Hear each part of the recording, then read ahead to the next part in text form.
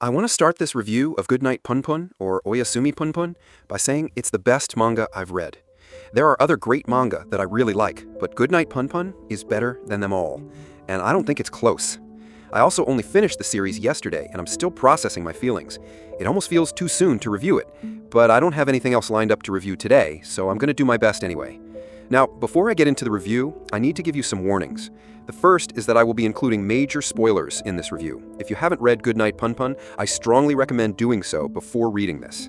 The second is that this is a mature series with mature themes that will be reflected in this review. That includes sexual violence and self-harm. If those are things you don't want to read about, skip this review. With that out of the way, let's take a look at the life of Punpun Onodera. Love at first sight. From the start of the series, we're supposed to identify with and feel sorry for Punpun. He's an awkward kid who has a crush on the new transfer student, Aiko Tanaka. We've all been there. But very early on, it's clear that Punpun isn't as helpless as he believes. He has friends. His crush likes him back. And even though he has problems at home, others have worse problems. Specifically, Aiko has worse problems. And this is something I want to focus on throughout this review. Punpun isn't the victim of the story. Aiko is. Well, I should backtrack a little bit. Punpun is very much a victim, but if we're looking at who has the most tragic life, it's Aiko. And from the very start, she attempts to reach out to Punpun. She views Punpun as someone who can save her.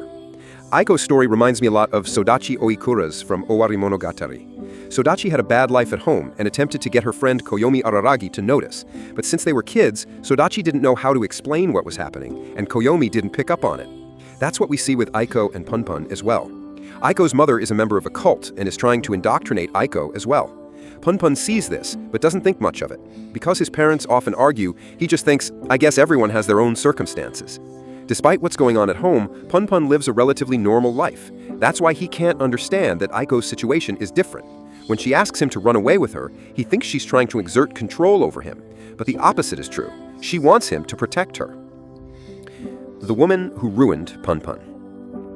Okay, let's talk about the one time when Punpun was the victim. He plays the victim a lot, but I'd say there was only one time when he was the actual victim. This was when an older woman took advantage of him. Obviously, the first bad female influence in Punpun's life was his mother, but from what I remember, the worst she did was neglect him. She never actively hurt him, even if she said she was going to at one point. I'm pretty sure that's why his father hit her and sent her to the hospital. But the one who ruined Punpun's life was Midori Okuma. At the time, Midori was the girlfriend of Punpun's uncle and was in her 20s, while Punpun was in his teens. And when they were alone together in Midori's shop, Midori assaulted and sexual assaulted Punpun. It was very clear that this was not consensual. At first, Punpun tried to get away from Midori, and after, we see Punpun crying. Midori was an adult whom he trusted, and she violated that trust. After this point, Punpun never wants to be around Midori, despite her best efforts to fix things. And I say that Midori was the person who ruined Punpun because this is the start of Punpun's downfall. From here on out, Punpun has a twisted relationship with sex. Multiple times later in the story, we see him get pushy when it comes to sex and also rough. Before the Midori incident, Punpun was timid. After, he doesn't take no very well, and this leads to a few failed relationships. Notably though, this only applies to women his own age or younger. I guess with those women, Punpun feels like he's the one who can take control. Punpun's only real relationship. Most of the things that go wrong for Punpun post-Midori are his own fault. The way he treats others leads them to distance themselves from him. But there's one notable exception, and that's Sachi Nanjo. Punpun's relationship with Sachi is the only semi-healthy relationship he's ever had. It's not a great relationship, as they're both kind of using each other, but it's also not exactly harmful. They both know what they're doing. Neither wants to commit to a full relationship, but they use each other for companionship. It also helps that Sachi is older than Punpun by a few years. In this relationship, Sachi is the one with the power. She's a strong-willed woman who wouldn't be pushed around by Punpun if he tried, which she doesn't. And there are many times when Sachi refers to Punpun as her pet and tells him all he has to do whatever she says. That might make Sachi sound like an abuser, but she's not. She cares a lot about Punpun and basically wants to protect him from himself.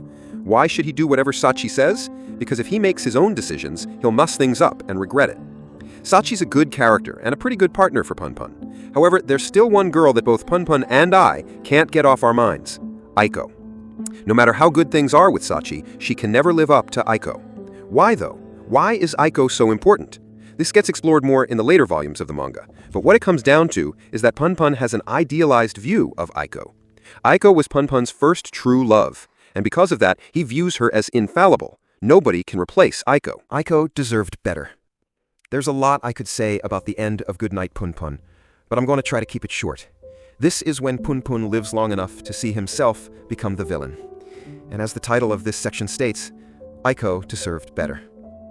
After reuniting in their 20s, things don't go well for Aiko and Punpun. They end up killing Aiko's mother and going on the run together. That might seem too wild and out of character for them, but it makes sense within the context of the situation. It's also during this time that they both realize that they've changed. Punpun realizes that Aiko isn't the perfect girl she was in his head, and Aiko realizes that Punpun's not the sole person she should have been relying on to save her all this time. Despite that, Aiko still loves Punpun. But Punpun grows to despise Aiko and begins lashing out at her. He yells at her, calls her names, and even physically abuses her. At one point, he even punches her in the face, knocking one of her teeth out. And in case you didn't notice, this makes her look as she did as a child. Eventually, Punpun decides that he's going to kill Aiko. Part of the reason could be because she's weighing him down. She's suffering from a stab wound that's infected, so she can't move quickly, and the police know her name and what she looks like. But to me, the big reason is that he wants to preserve his ideal version of her. In the end, Punpun never kills Aiko. She does that herself. He wakes up one morning to find her hanging. This was the part of the series that hit me the hardest. Final thoughts. The very ending of Goodnight Punpun made me angry. Aiko's tragic life ended in a tragic way. But Punpun, he got to keep on living.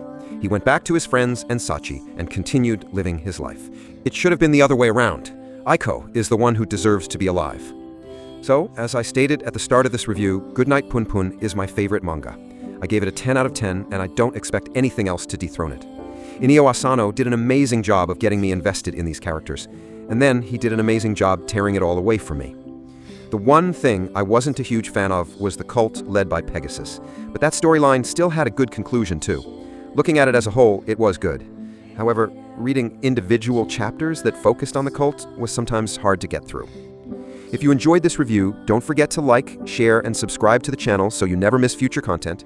Also, let me know in the comments what manga, manhwa, or manhwa you'd like me to review next. And if you want to stay connected, follow me on your favorite social media platform. All the links are down in the description. Thank you. Beyond the plot, what makes Goodnight Punpun stick with me is the way Inio Asano captures small, brutal moments that define people.